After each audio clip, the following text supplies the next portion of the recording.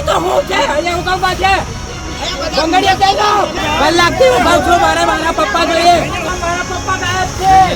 બેટા મારા પપ્પા ગાયબ છે છોટા ઉદયપુરનું રાજકારણ ના કોઈના સમજાયું ના કોઈના ખબર પડી પરંતુ આખા દિવસમાં ઘણું બધું થઈ ગયું શું છે સમગ્ર મામલો તેની વિગતવાર ચર્ચા કરીશું છોટા ઉદયપુરમાં લોકોની ભલે ઈચ્છા હોય કે આમ આદમી પાર્ટી આવે પણ શામ ડામ દંડની ભીતિ જોવા મળી અને છોટા ઉદયપુરમાં એવી પણ બાબત સામે આવી કે જ્યાં આમ આદમી પાર્ટીના 3 જીતેલા ઉમેદવારોનું કેન્દ્ર પરથી જ અપહરણ થઈ ગયું અને જે છોટા ઉદયપુરમાં 13 ની ટાઈ આવી હતી એટલે કે 13 ઉમેદવાર આપના અને 13 ભાજપના કોઈનું પણ પ્રમુખ બની શકતું હતું ત્યાં તો આમ આદમી પાર્ટીના 3 ઉમેદવાર જ ગાયબ થઈ ગયા તે માટે ભાજપનો પ્રમુખ બન્યો જે મુદ્દે ભારે હોબાળો થયો આપના ઉમેદવારો ભારે રોષમાં જોવા મળ્યા આપના લોકોનું કહેવું છે કે અમારા ઉમેદવારોનું અપહરણ કરવામાં આવ્યું છે ત્યારે બીજી બાજુ ભાજપના જે સંગ્રામસિંહ રાઠવા છે જેમની જીત થઈ છે તેમનું કહેવું છે કે આમ આદમી પાર્ટીના લોકો બોખલાઈ ગયા છે ખોટી ધતિંગો કરી રહ્યા છે અને આ તેમનું એક કાવતરું છે ત્યારે બીજી બાજુ કદવાલમાં પણ આવું જ જોવા મળ્યું ત્યાં પણ ટાઈ હતી આમ આદમી પાર્ટીના એક ઉમેદવાર હાજર ન રહ્યા એટલે ત્યાં પણ ભાજપના ઉમેદવાર બની ગયા માત્ર કવાંટ કે જ્યાં આપની બહુમતી હતી ત્યાં આપના પ્રમુખ બન્યા ત્યારે આ ત્રણેય ઉમેદવારો જે ગાયબ થયા છે તે મુદ્દે આપના કાર્યકર્તાઓનું શું કહેવું છે તે સાંભળી લઈએ અને દ્રશ્યો પર પણ નજર કરી લઈએ નહીં તો હું છે અહીંયા ઉગાવવા છે બંગડીયા દઈ દો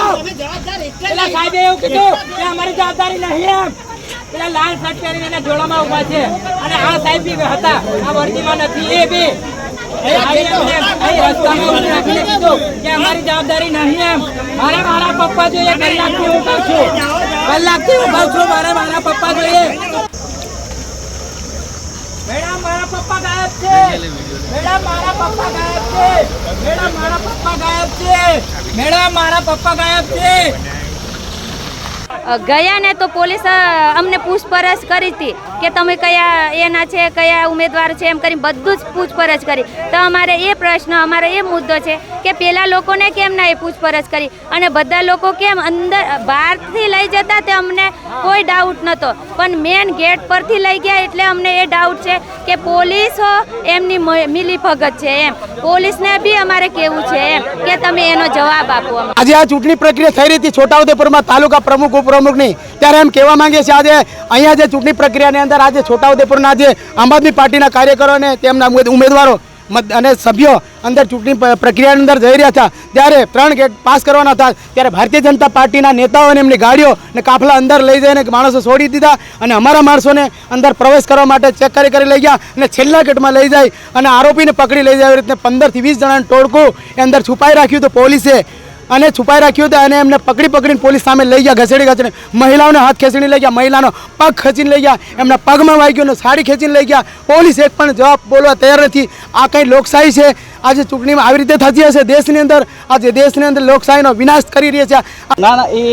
અમે તો આ ગેટની બહાર છે આ ગેટથી અંદર અમે કોઈએ પ્રવેશ કર્યો નથી હું તાલુકા ભાજપ પ્રમુખ તરીકે ખાલી અમારા સભ્યોને મૂકવા માટે ત્યાં સુધી ગયા અને તરત અમને બહાર કાઢી દીધા હવે પછી અંદર શું ઘટના ઘટી એ અમને કોઈને કંઈ ખબર નથી અને આ બનાવેલી ઉપજાવી કાઢેલી વાત છે અને બીજી વસ્તુ એમનું જે અંદર જે જૂથવાદ ચાલે છે એમનું જ બધું આ કાવતરું છે અને એ ભારતીય જનતા પાર્ટીને બદનામ કરવા માટે આ બધી કાવતરાઓ કરી અને ખોટી ધતિંગો ઊભી કરે છે બાકી એમને મતદાન કરવું હોય તો એના સભ્યો અંદર બેસે કેમ બધા સભ્યો બહાર આવી ગયા મતદાન કરવું જોઈએ ને ના પોલીસ તો અમને પણ નથી જવા દીધા તો બીજાની કઈ વાત કરીએ પોલીસ અમને ચોખ્ખી નો એન્ટ્રી આપી દીધી છે આમ આદમી પાર્ટીના નેતાઓ બોખલાઈ ગયા છે તેઓના ચૂંટાયેલા હોદ્દેદારો તેઓએ સિલેક્ટ કર્યા હતા અને એમના હાથમાં ના રહે એમનું દુર્ભાગ્ય છે અમે બિલકુલ ઇલેક્શન કમિશનના નિયમ પ્રમાણે લો એન્ડ ઓર્ડરના નિયમ પ્રમાણે અમે એને ફોલો કરીએ છીએ અમે તમામ હોદ્દેદારો અત્યારે પણ બહાર છે પ્રેસ મીડિયા અને પોલીસની હાજરીમાં અમે બહાર છે બિલકુલ પાયા વિહોણ વાત છે અમે ક્યારના અહીં જ ઊભા છે 8 વાગ્યાના અહીંયા જ છે હવે અંદર એમના ઉમેદવારો તેથી નાહી જતા એમની જવાબદારી ને એ ખરેખર દુર્ભાગ્ય છે આમ આદમી પાર્ટીનું હાર સહન થતી નથી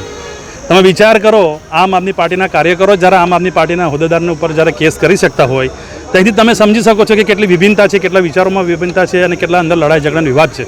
ત્યારે આપણે બંને પક્ષના લોકોનું કહેવું સાંભળ્યું આપના લોકો કહી રહ્યા છે કે અમારા લોકોને જ કેમ અંદર જતા રોકવામાં આવે છે, ત્યારે બીજી બાજુ ભાજપના લોકો આને કાવતરું ગણાવી રહ્યા છે. હવે હકીકત શું છે તે ત્યારે જ ખબર પડશે જ્યારે આ 3 ગુમ થયેલા વ્યક્તિઓ પાછા આવશે. તમારું આ વિશે શું કહેવું છે તેમને કમેન્ટ કરીને જરૂરથી જણાવજો.